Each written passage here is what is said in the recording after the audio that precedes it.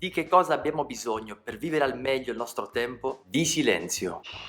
Non si tratta di fare qualcosa in più, ma di meno, anzi, si tratta di fare proprio niente. Facciamo già troppe cose durante le nostre giornate, siamo fin troppo affannati, ascoltiamo troppe persone, diciamo troppe parole e magari alla sera, quando siamo già con la coperta sugli occhi, pronti per addormentarci, ci rendiamo conto che tutte le cose che abbiamo fatto, tutto il tempo che abbiamo vissuto, ci sembra inconsistente, ci sfugge dalle mani. Bastano 10 minuti di silenzio per dare una svolta alla giornata. Perché? Perché siamo talmente immersi nelle voci e nei rumori del mondo che non riusciamo più ad ascoltare la nostra voce. Prova a pensare alla tua routine quotidiana. Voci e rumori dalla mattina alla sera. Un martello pneumatico. Pam pam pam pam pam pam pam. Alla mattina la sveglia.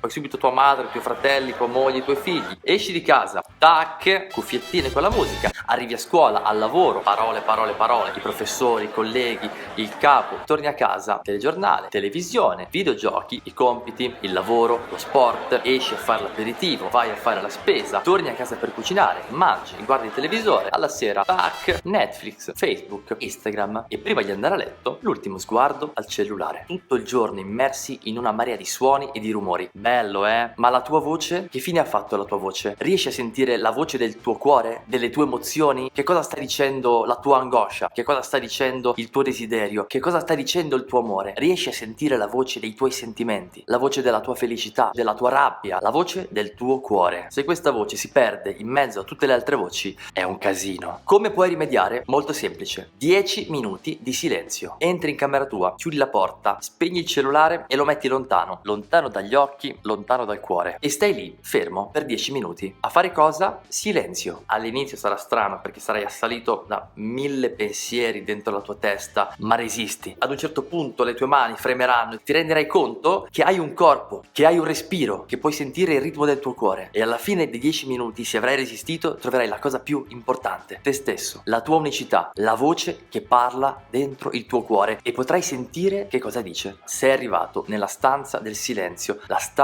del tuo cuore, e lì trovi tutto quello che hai per essere unico, tutto quello che ti manca per riuscire ad esserlo veramente. Lì trovi te stesso. A che cosa servono 10 minuti di silenzio in una giornata? Perché solo così hai la possibilità di mettere a tacere per un attimo tutte le voci che ti circondano e ascoltare la tua voce e sentire se le altre voci, quello che senti, quello che gli altri ti dicono, quello che il mondo ti grida, è compatibile con la tua felicità. Se ascolti solo quello che ti dicono gli altri e le notizie sui telegiornali e quello che capita intorno a te, ma non ascolti te stesso, come puoi sapere quali voci sono compatibili con la tua felicità? Come puoi decidere se dar retta ad alcune voci o lasciarne perdere altre? 10 minuti al giorno di silenzio ti permettono di vivere al meglio tutto il resto della giornata, perché solo dopo aver ascoltato la voce del tuo cuore puoi decidere come utilizzare al meglio il tuo tempo per la tua felicità ed evitare di disperderti in 1000 attività che non hanno niente a che fare con ciò che sei veramente nel profondo del tuo cuore, nella verità di te. Pascal diceva: il dramma degli uomini è non trovare mezz'ora di silenzio al giorno.